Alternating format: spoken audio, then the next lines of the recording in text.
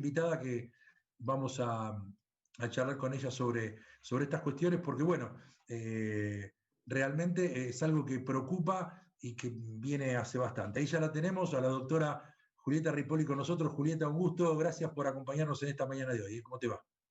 Hola, gracias a ustedes. A ver, para ponernos un poquito al tanto, vos estuviste en Vialidad hasta el 2016. ¿Renunciaste o te cesantearon porque estabas investigando, por llamarlo de alguna forma? Sí, estuve hasta el 2018, en realidad. 18. Y sí, bueno, sí, me cesantearon sin sumario, me persiguieron laboralmente, me cesantearon sin sumario, fue tremendo, pero, digamos, fue producto de esta situación de la renovación de los accesos y, digamos, de todo lo que venía, digamos, de lo que venía, digamos, yo estaba a cargo de concesiones en jurídicos en vialidad. En ese marco es que, digamos, me negaba sistemáticamente a hacer lo que ellos pretendían que se hiciera, digamos, en 40 días aprobar una renegociación integral que prorrogara los contratos 10 y 12 años más, dolarizara las tarifas, etcétera, todo lo que ya se sabe. Y bueno, a raíz de eso, no solamente me desplazaron primero, me persiguieron laboralmente, igualmente todo está denunciado y todo está administrativa y penalmente, por suerte ya quedó atrás, porque, bueno, ya está. Estoy en vías de reparación en ese aspecto. Ya fui reinstalada y bueno. Pero ¿cuál fue el punto de inflexión donde empezó la persecución hacia vos? ¿A raíz de qué episodio, de qué contrato vos empezaste a ver que las cosas no eran como corresponde y al ver que ellos se dieron cuenta que vos estabas al tanto, te empezaron a perseguir? Es que en realidad, digamos, esta fue mi experiencia personal, pero en realidad lo que se dio, si ahora estamos en el 2020 y en medio de una pandemia parece que quedó años luz lo que fue diciembre de 2015, pero si hacemos memoria todos y vamos para atrás, diciembre de 2015, el macrismo asumió e ingresó al Estado con todos los funcionarios, digamos, CEOs que venían de las empresas en todo el Estado, pasó lo mismo, y se persiguió sistemáticamente a los trabajadores y a los funcionarios que estuvieran de alguna manera, según ellos y su mirada, vinculados al kirchnerismo.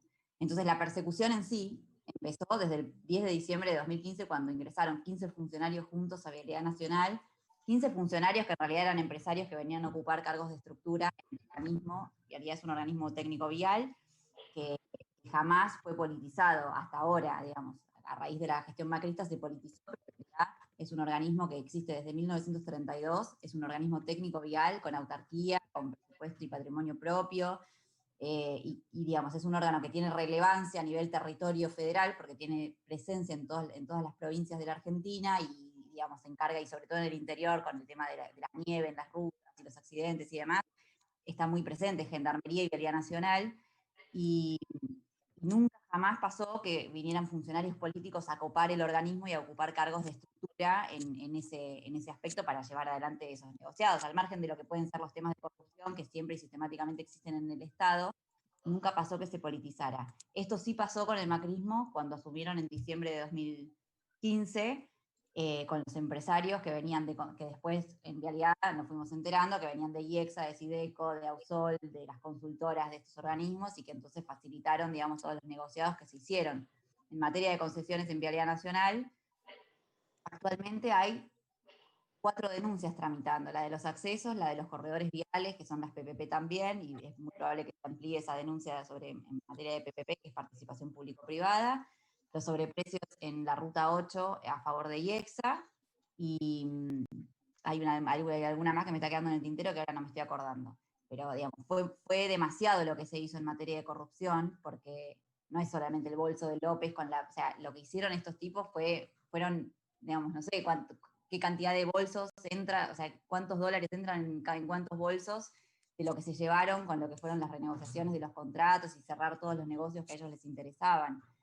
Y la persecución a los funcionarios, desde el administrador anterior, Nelson Periotti, con la causa que después derivó también que afectó a Cristina, y a todos los funcionarios del órgano de control, y los trabajadores en sí, que, digamos, fueron también perseguidos. Se armó como una mesa y un directorio donde se hacían desayunos con Iguacel, cuando era administrador, para que los propios compañeros vendieran a los compañeros y se acomodaran con la nueva gestión, con los nuevos vientos políticos, porque había un marcado interés en perseguir a la gestión anterior. en hacer denuncias y te amenazaban y te hostigaban y te decían, bueno, dame algo porque si no te voy a denunciar a vos, y estas cuestiones que digamos, por ahí no se saben tanto, pero que pasaron en Vialidad y tengo entendido que pasaron en muchos organismos del Estado también. Yo puedo hablar de Vialidad porque es lo que yo viví. Por eso cuando me preguntan, ¿y cuándo empezó tu persecución? La persecución empezó el 10 de diciembre cuando empezaron a perseguir a todos los trabajadores, sobre todo a los que estábamos ideológicamente alineados al kirchnerismo, porque yo no era militante orgánica y sin embargo todo el mundo sabía en Vialidad Nacional, me estoy quedando sin batería, que yo era... Ahí estamos charlando con Julieta Ripoli, quien estuvo en Vialidad, que bueno, ha sufrido persecuciones complicadas justamente por intentar hacer las cosas como corresponde. Ahí ya estamos de vuelta.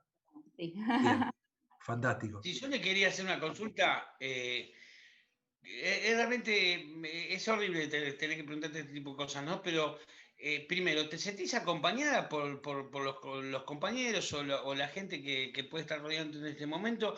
Si no tenés un dolor realmente sentido y permanente, y si esto no te lleva por ahí a determinadas cosas que por ahí no te imaginarías en tu vida, en la tranquilidad que podés tener, qué sé yo, a un mercado o andar por la calle, si realmente se hicieron sentir algún tipo de temor con con la denuncia que podés estar realizando y con todas la catarata de situaciones que pudiste estar viviendo, ¿vos te sentís actualmente intimidada? ¿Te sentís insegura?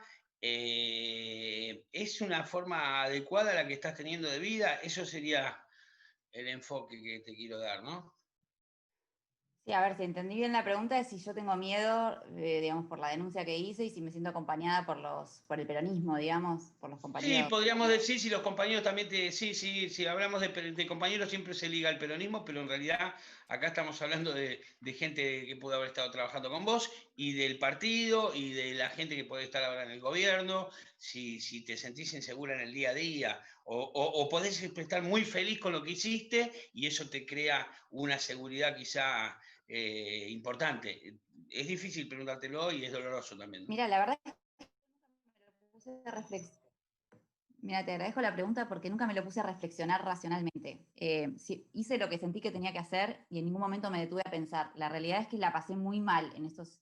Yo siempre digo, siento que hace 5 años prácticamente tengo la vida personal paralizada porque por todo lo que tuve que atravesar, que fue un montón, a nivel personal, a nivel profesional, a nivel laboral, a nivel económico, o sea, de quedarme un día para el otro sin trabajo cuando vivía 100%. Hoy por hoy ya es diferente, pero en ese momento fue todo un montón porque fue mucho el manoseo y fueron muchas las traiciones porque todo esto que me hizo la gestión política en Vialidad a cargo de Iguacel y de Stoddard en jurídicos, en realidad lo hicieron porque lo pudieron hacer porque mis propios colegas y mis propios compañeros de 15 años que me vieron crecer, porque yo entré a los 19 años y compartía a la oficina todos los días, de lunes a viernes, 8 horas y media, un mate.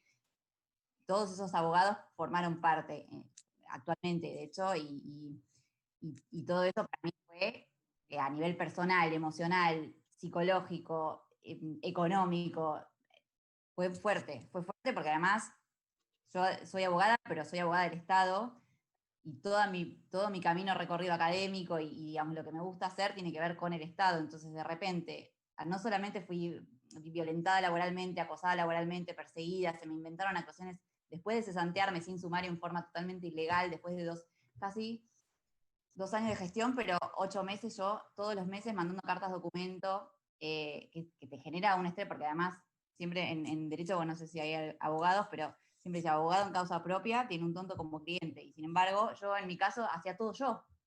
Me defendía, mandaba la carta documento, denunciaba, hacía los reclamos, los recursos. Cuando me cesantearon sin sumario, después me quisieron inventar actuaciones administrativas para justificar, intentar justificar que me habían cesanteado, porque obviamente yo estaba denunciando y los denuncié penalmente. Entonces, y todo eso lo hicieron mis propios, los propios compañeros y Sí, compañeras. pasaste a ser la tonta voz. Pasaste a ser la tonta voz casi. Sí, no sé si era tonta porque sabían que no era tonta, de hecho, por No, eso pero hicieron quisieron demostrar eso. demostrar Quisieron mostrar eso. que manejaron con una impunidad. O sea, lo que hicieron en la macro con Cristina, que por ahí es evidente, lo que hicieron en la macro con Cristina, el armado de causas, el judicial, lo mismo en la micro de vialidad. O sea, yo, digamos, lo puedo entender, empatizar porque, digamos, lo padecí en carne propia. Lo mismo están haciendo o quisieron hacer ahora con la abogada del Correo Argentino, la fiscal Boquín, no me acuerdo el apellido. Pero lo mismo, o sea, esto de inventar y denunciarla por acoso a ella y inventar actuaciones, bueno, todo esto es, digamos, parte de lo mismo. Ahora, si vos me preguntás, ¿yo tuve miedo alguna vez de denunciar esto? No, pero porque no me detuve a pensar, yo sentía que fue tanto, tanto lo que viví, y tan evidente y tan burdo que digamos, lo tuve que hacer. Buenísimo. Me siento acompañada a nivel de los compañeros peronistas de la política y demás, sí, la verdad que sí, porque primero ya fui reinstalada en mi función y en el cargo que detentaba, no sé si me voy a quedar en vialidad, pero ya fui, digamos, y eso fue una orden del presidente de la Nación, porque he hablado, y el ministro, y la nueva gestión de vialidad nacional, tengo buen trato y buen diálogo y permanentemente colaboro. Así que, nada, en ese sentido sí me siento respaldada. Y los compañeros del resto de los, digamos, de lo que integra el frente de todos, digamos. Señales de respeto. Señales de respeto. ¿Cómo? Ahí se entrecortó. Digo que fueron señales de respeto son señales de respeto las que viniste recibiendo, gracias a Dios. Ah, sí. Sí, y también de apoyo, en el sentido de, bueno. Claro. Ricardo. ¿Qué tal, Julieta? ¿Cómo estás? Muchas gracias por tu tiempo. Yo quería ir un poquito más a lo que es la actualidad de la causa vialidad, ¿no? Porque la noticia importante de la semana pasa por, en los últimos días, los camaristas Grublia y Irursum decretaron la nulidad, ¿no? En cuanto a los procesamientos de 3 funcionarios, Dietrich, Iguacel y me estoy olvidando de uno. Duhovne y Saravia Frías. Duhovne y Saravia Frías. Yo lo que te quería preguntar era cuáles son las alternativas posibles para evitar que la causa se caiga, ¿no? Es que en realidad no tendría por qué caerse. A ver, o sea, hay dos lecturas, la lectura jurídica y la lectura política. La lectura política está claramente estos dos camaristas quisieron beneficiar a Macri, digamos, que es el funcionario, el amigo que los que los trasladó a dedo. Esa es la lectura política y ya fuera, digamos, ellos, digamos, políticamente también hubo una respuesta respecto del rol de esos dos camaristas. Y jurídicamente, si bien Ercolini pareciera ser un juez también amigo del macrismo, la realidad es que entiendo que no tiene mucho campo de actuación discrecional, porque las pruebas son contundentes, porque los procesamientos fueron dictados y no fueron revocados, o sea, solamente se anuló, digamos, por lo que surgió, digamos, esta semana en las noticias, solamente se anuló porque no se les se les receptó el planteo de las defensas de que no habían podido acceder a la prueba de cargo que se había tenido en cuenta en su momento para las indagatorias. Entonces lo que tiene que proceder, no hay mucho margen de discrecionalidad, lo que tiene que hacer el juez Ercolini ahora es volver a ampliar las indagatorias y decidir sobre... Yo entiendo que ni siquiera tiene campo discrecional para revocar los procesamientos porque no se anularon y no se revocaron los procesamientos en sí mismos. Entonces, o sea que tendría que volver a citar indagatoria.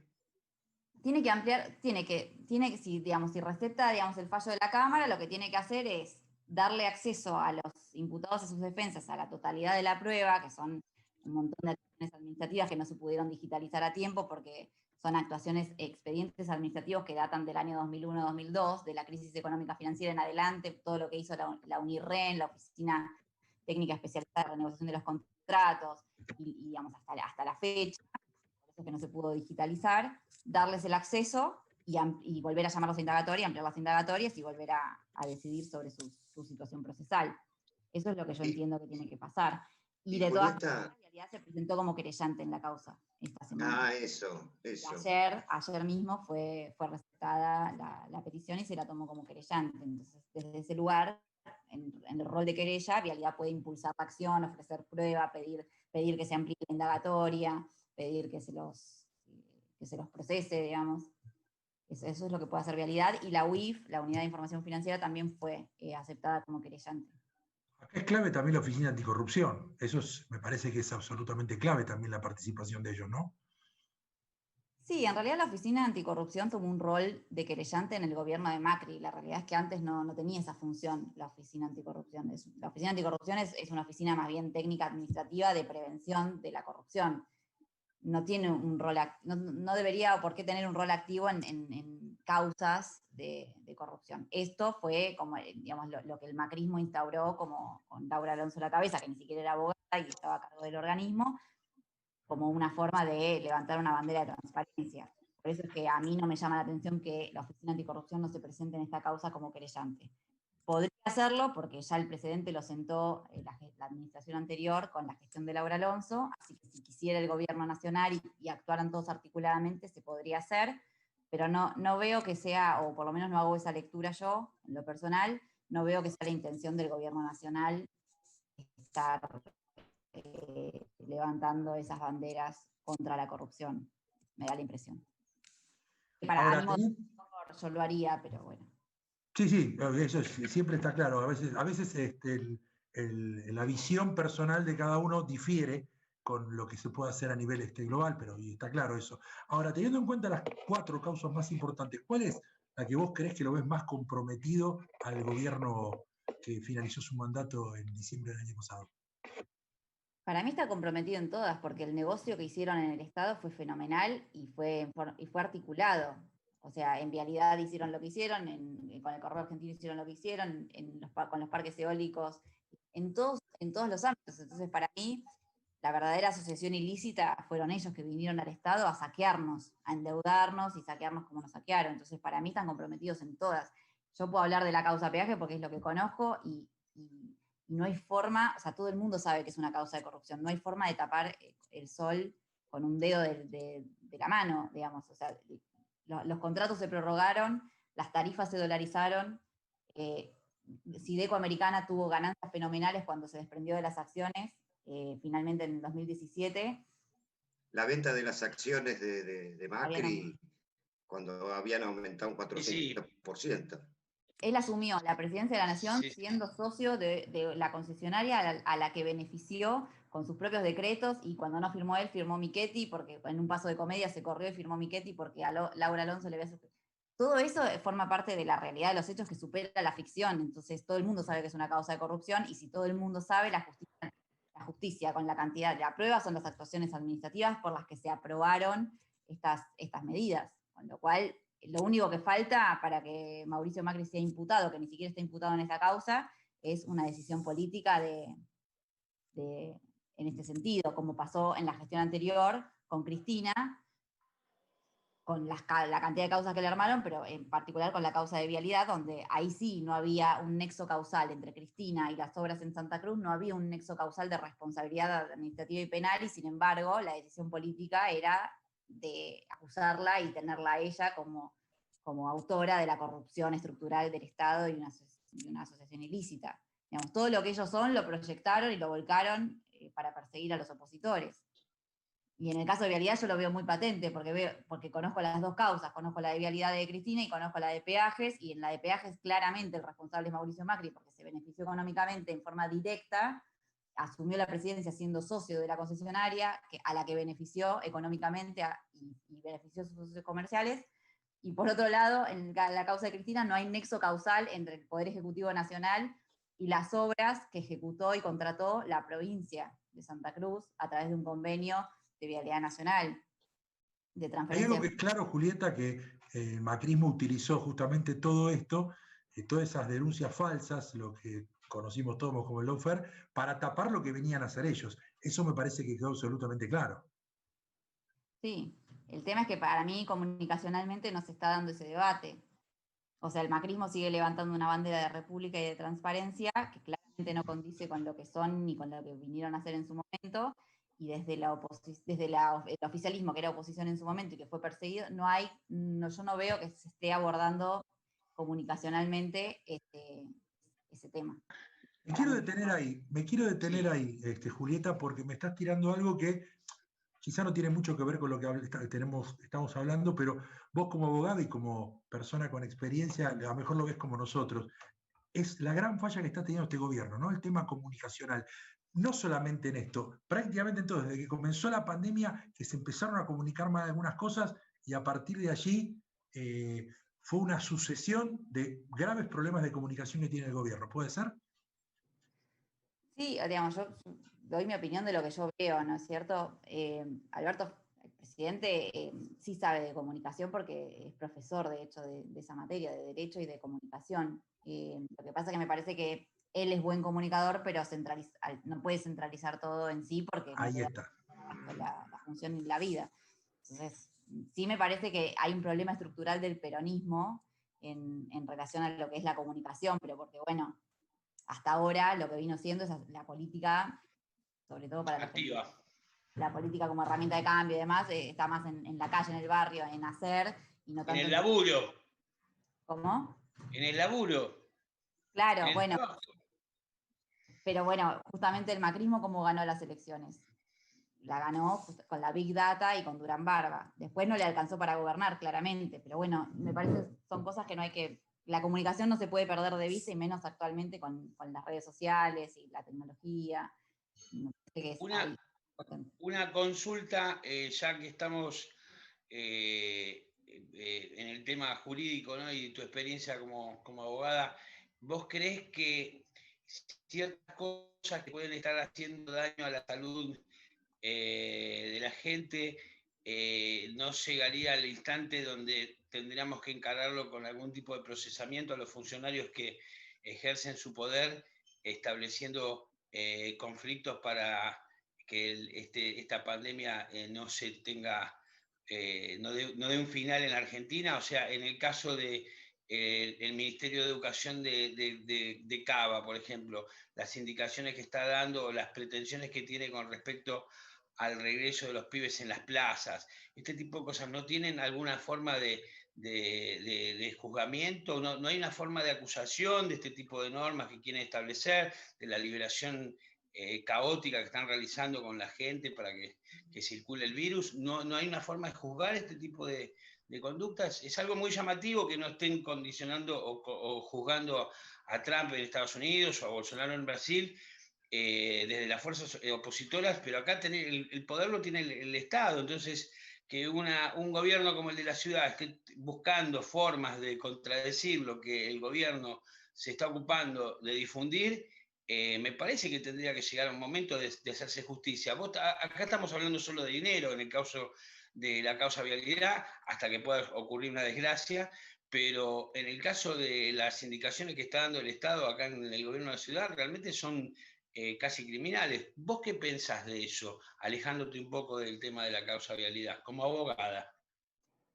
Pero no entendí la pregunta, o sea, ¿qué pienso respecto de qué? Si se puede denunciar al gobierno de la ciudad o al jefe de gobierno. Sí, expandir el virus por normas contraindicadas no pasa a ser una causa criminal. Si Bolsonaro en Brasil a la gente le dijo vamos a tomar la bandina, ponele, o Trump en Estados Unidos, que acá se libere tanto la población y se arme un circuito, diríamos, de contagio, no es un tema jurídico ya. Si vos le decís y recomendaste a la gente, entre comillas, convidarse el Sí, virus.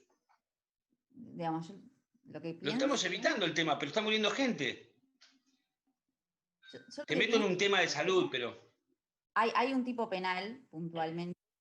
A ver, yo no soy especialista en derecho penal, sí conozco porque, bueno, pero no soy especialista soy especialista en derecho administrativo. Y me parece que igual llegar a la instancia de la justicia ya es como la última ratio, ¿no es cierto? O sea, me parece que sobre todo en un tema, todo lo que es gestión política, lo que es gestión pública, y en esta situación de emergencia sanitaria decretada por el gobierno nacional, tener que llegar a la justicia a denunciar la propagación de un virus o la instigación a no cumplir con una norma, etcétera, que si bien puede estar previsto penalmente, tutelado penalmente ese bien jurídico, me parece que es como la última ratio, la última instancia, ya es como estás tocando el fondo, rascando la olla y no te queda otra que ir a denunciar. Pero me parece que la tutela de ese bien jurídico protegido, que es la vida, o el respeto a la norma, en este caso no necesariamente tiene que ir por el derecho penal o por la justicia ni siquiera, sino por la gestión, la diferencia de las competencias y porque se respete, digamos, o sea, la racionalidad de la sociedad y de los que conducen o fueron votados para para representar esa voluntad popular. De hecho, ellos se están reuniendo, o sea, pueden tener posturas diferentes. A mí no me parece que sea una cuestión para denunciar penalmente, bueno, salvo que sea, no sé, una persona que está contagiada y salga, y la reta le diga que vaya a abrazar no sé, a sus vecinos. Sí, a la mayor. sí.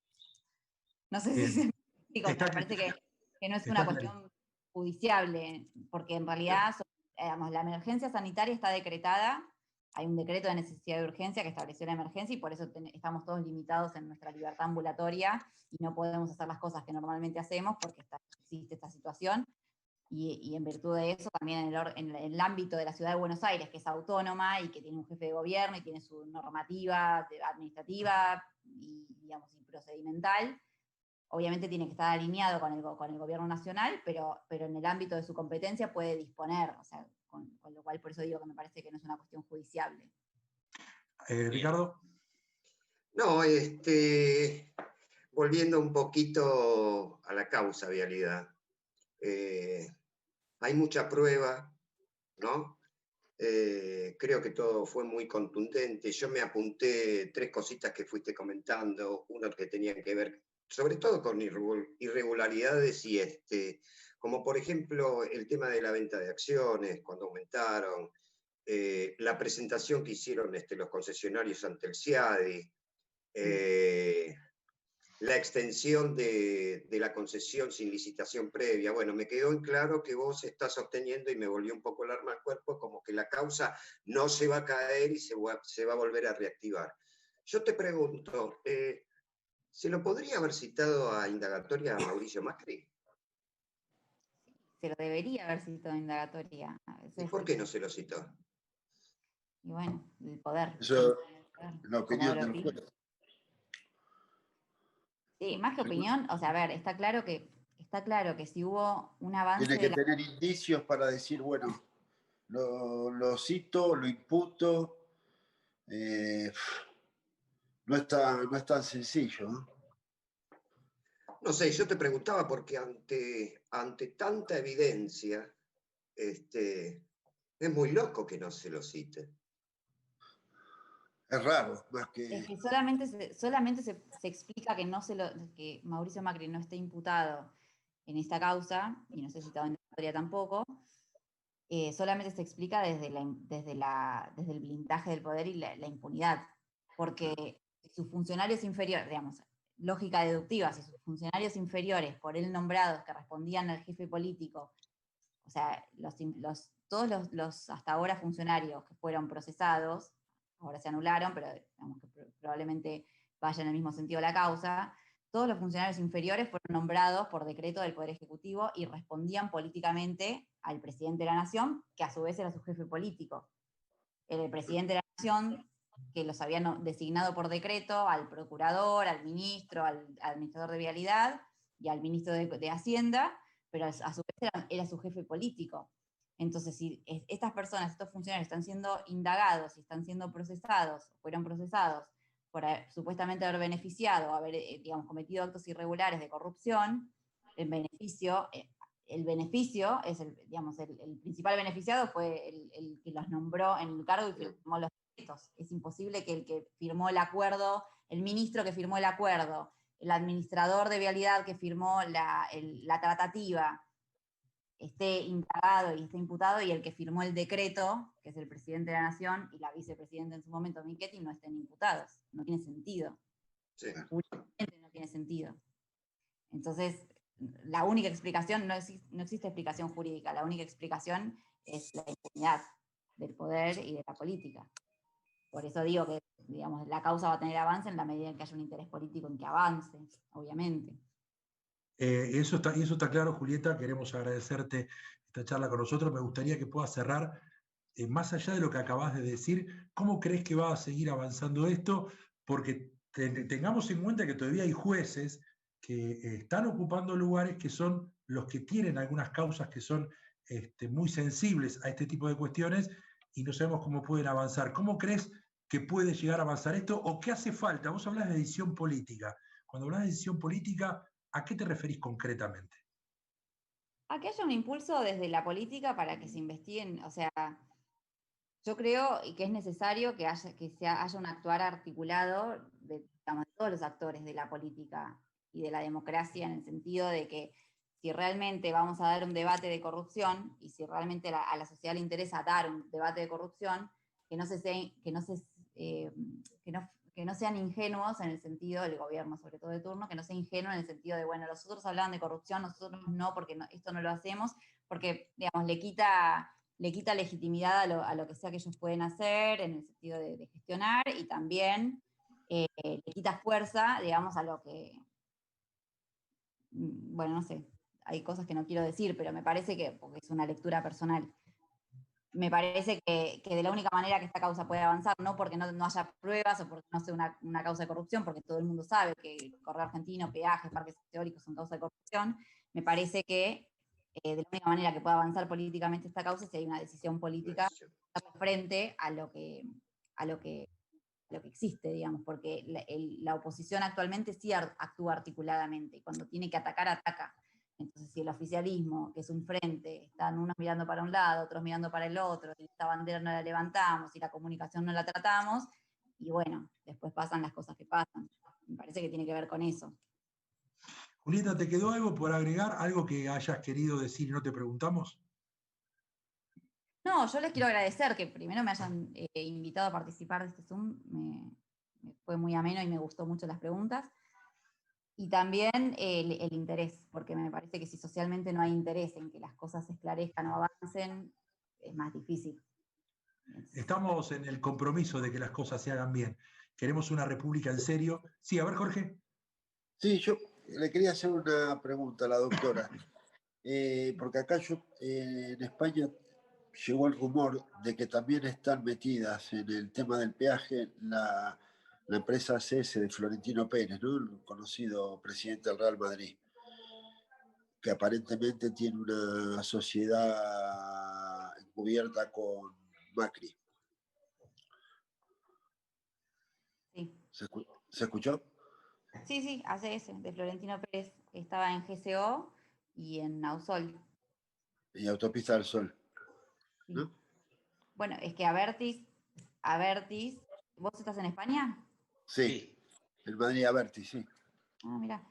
Bueno, Abertis, que es un gigante de las concesiones y demás, es la controlante de estas dos concesionarias, Sol y GCO, que es, digamos, estaban a cargo de los contratos de los accesos norte y oeste, digamos, pero estaban vinculadas por Abertis, que es quien finalmente simuló la demanda ante el CIADI.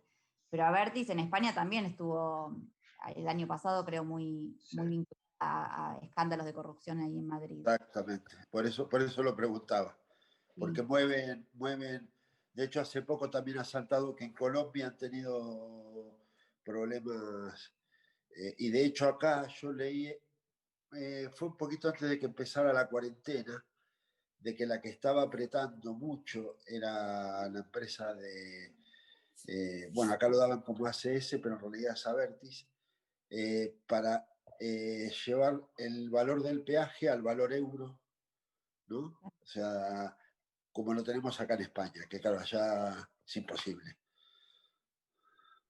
Bueno, claro, ese mismo mecanismo es el que hicieron acá con la dolarización de las tarifas. Claro. Es tremendo, por eso digo, o sea, es imposible, si lo entiende cualquier simple mortal, que esto es una causa de corrupción, es imposible que un juez versado en derecho penal y derecho administrativo no pueda entender y comprender que esto es una causa de corrupción y que las pruebas son las propias actuaciones administrativas, los propios expedientes administrativos por los cuales se aprobaron estos negociados. Con lo cual, la única explicación para que la causa no avance es que no hay una decisión política o hay una decisión política de blindar al que fue presidente de la nación. Y es imposible que Mauricio Macri no esté imputado, no esté imputado en esta causa, es imposible, porque además está denunciado. No, y aparte una decisión política que le avale al juez para que vaya hasta donde tenga que ir, ¿no? Porque en definitiva el juez, lo que pasa es que la justicia en Argentina siempre está muy supeditada digamos, al órgano administrativo de ejecución, que es el Ejecutivo, ¿no? Entonces, es como que ningún juez avanza si de la Cámara no le llega línea de que tiene que avanzar y que vaya con todos los cañones para enfrente. eso, yo que llevo 20 años aquí, pero he trabajado en la justicia, es muy difícil. Acá, por ejemplo, no, acá no se ve eso. Acá hay un juez que va para adelante y ojo con el que se tire con él porque, digamos, está delimitado, ¿no? Lo que es acá, por ejemplo, un político se mete en una causa política y se le tira todo el poder judicial encima, ¿no? Sea del signo que sea, se le van todos encima, ¿no? Y acá los funcionarios que son corruptos, si se les comprueba que son corruptos, van presos, sea quien sea. O sea, en eso, para eso yo pienso que allá el juez, el que lleve la causa, tiene que tener mucho respaldo para ir adelante, ¿no? Y se necesita un respaldo que a veces es, eh, yo no sé si llamarlo político, ¿no? Eso tiene que también estar en la gente, ¿no? Pero hay que tener esa cultura de decir, joder, la justicia, en la que, a ver, la Cámara de Diputados dicta leyes, el Ejecutivo las ejecuta, y el que después ve digamos, el sentido de la ley y quien valora lo que el legislador quiso decir en la justicia. Ahí es donde por ahí yo pienso que se hace ese quiebre, ¿no? El juez yo me imagino que, porque a mí me resulta raro, después de todo lo que te he escuchado y tal, que no haya citado al presidente, ¿no? Más un presidente, entre comillas, porque yo he trabajado he estado en el grupo de que estando yo, sí, yo trabajé en Sebel, lo digo públicamente, no pasa nada. Trabajé en Sebel y es un grupo que está, todo el grupo de las empresas de Sogma están siempre dando por culo a todos los gobiernos, porque lo están. La empresa que nombró ella antes, la doctora Sideco Americana, estaba en cuánta obra había, en cuánto están ahí, porque van a estar siempre ahí. Y si no están ahí, a veces los van a buscar, cosa que también es Autopista del Sol, creo que era la otra empresa, que fue cuando se empezaron a hacer las autopistas ahí en la zona de la Panamericana. Lo raro es que un presidente como Macri no guarde las formas cuando la mitad de las cosas que pasan, sobre todo en Buenos Aires, son de él. ¿Sí? Y lo puedo decir sin temor a ninguna represalia. Yo estaba como director de rentas y los sistemas de renta los llevaba una empresa del grupo Macri. Cosa que a mí me llamaba la atención eso, ¿no? Entonces, uno lo ve de afuera y dice, joder, la basura, no sé si ahora sigue igual, Maldiva la llevaba, también era del grupo. Las construcciones, todo del grupo. Correo argentino, también del grupo. O sea, era todo un conglomerado de empresas donde la cabeza visible de esa empresa va de presidente y pues yo si soy juez es al primero que llamo, vamos antes de llamar a todos los demás. Pero claro, hay que tener voluntad y hay que tener cojones para hacerlo, porque ahí un juez se la juega muy solo allá y se le va todo el mundo encima. La causa es penal, doctora, o es administrativa? No, penal. Penal. Peor todavía. Peor todavía. Igual lo describiste muy bien, el entramado de... Primero la impunidad, o sea, yo mientras vos hablabas pensaba, Mauricio Macri estuvo en plena cuarentena mundial, paseando por Europa, Sí. por Suiza, por Francia, primero se fue a Paraguay. Ese es el nivel de impunidad con el que se maneja. Por eso es que no está imputado, no está citado, y por eso es que estas cuestiones están pasando. O sea, en pleno aislamiento de la Argentina, pero también del mundo, el tipo hizo lo que quiso, se fue a Paraguay, no avisó, se fue a Europa, estuvo un mes afuera, volvió, no respeta la cuarentena, se maneja como es el dueño, y de hecho Cristina Kirchner dijo, es el argentino más impune. Sí. No, debe ser muy fuerte, sí. Debe ser muy fuerte si al poder económico se le suma el poder político, debe ser algo increíble. Claro. Y le denota todas las evidencias y todas las cosas cómo se hicieron las cosas, ¿no? Sin cuidar forma, sin cuidar nada. Lo raro es, ¿sabes lo que pasa? Que yo, por ejemplo, yo estoy viendo, ¿no? Haciendo, vamos, que acá no es la panacea tampoco, Pero, por ejemplo, yo estoy viendo los casos de imputación que ahora han salido por el lado de el caso este que lo han llamado Kitchen, ¿no? Donde está metido el PP, pero por el otro lado sería un caso de Podemos. Ya el juez lo primero que hizo es que ninguno de los que está imputado pueden salir del país, para empezar. Claro. Pero si salen, tienen que pedir permiso al juez. Claro. ¿Sí? Entonces, claro, yo lo veo desde fuera, ¿no? Porque una cosa, claro, es estar ahí y tal. Y yo, por lo poquito que he actuado en la Cámara Contencioso, todo lo que eran los juzgados administrativos, en la Cámara Contencioso Administrativa, es que es muy difícil, porque allá un juez es como que, si vos querés remar contra la corriente, es como que vas solito. Si no tenés un respaldo político, vas solito. Acá no, acá un juez cualquiera, el que vale 2 pesetas, dice, este no sale del país. Igual con que vaya alguno o el presidente a decir, no, porque saca esa medida para no, pues vamos, se le tira todo el Poder Judicial encima, vamos, y ahí creo que se puede armar una gorda, ¿no? Porque el Poder Ejecutivo acá se limita a lo que tiene que hacer, y muy no hay tanta injerencia, por ejemplo, en lo político. Por ejemplo, acá para elegir un juez de la Corte Suprema hay un consejo de la magistratura. No es que viene un político y dice, no, va a entrar Aníbal, que es amigo mío. No, acá... Bueno, acá también, lo que pasa es que es entrar en un debate que es mucho mayor, que tiene que ver con el debate, un serio debate que se debe a la reforma judicial, digamos, Claro. cómo se nombran los jueces, porque si, todo lo que vos decís es exactamente así, pero primero son sociedades distintas. La sociedad española no es la misma que la argentina, porque la Argentina está atravesada por otra historia. Si bien hay notas en común, la dictadura de Franco, las dictaduras nuestras del siglo XX, digamos, son realidades diferentes, la tolerancia social es diferente. Nosotros estamos atravesados por una grieta llamada grieta hoy por hoy, pero que existe desde que existe digamos, la génesis del Estado Nacional, unitarios y federales en adelante. Que eso por ahí en España no sucede, tienen otra situación que es la monarquía y que fue la república y la situación con Franco, pero socialmente la sociedad europea por ahí no tolera tanto la corrupción como nosotros la toleramos, o incluso nosotros los argentinos, que también hay una manipulación mediática permanente, entonces siempre se equivoca, entonces nunca, los que creen, los que están parados de una vereda no creen que el otro sea corrupto, porque la posverdad también hace que no crean nada de lo que el otro dice y viceversa, entonces es muy difícil un debate serio sobre la corrupción o sobre la transparencia en el Estado cuando se dan estas polaridades que son prácticamente imposibles de integrarse.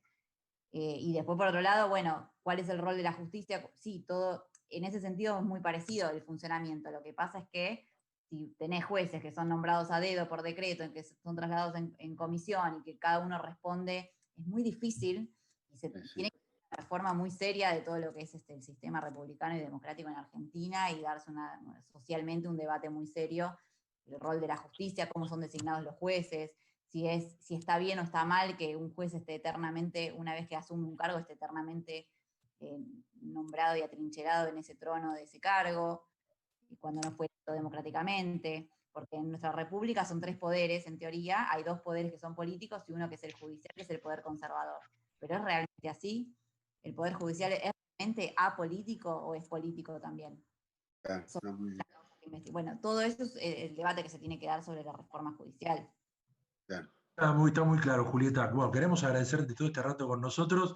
Quiero que sepas que este es un espacio que vos tenés para cuando necesites, si en algún momento las cosas avanzan de alguna manera o vos creés que tenés algo importante para comunicar, lo único que tenés que hacer es avisarnos y nuestro programa está a disposición de este tipo de cosas porque nosotros queremos sí en serio lo que es una república sin corrupción, una república en democracia y con una política sana.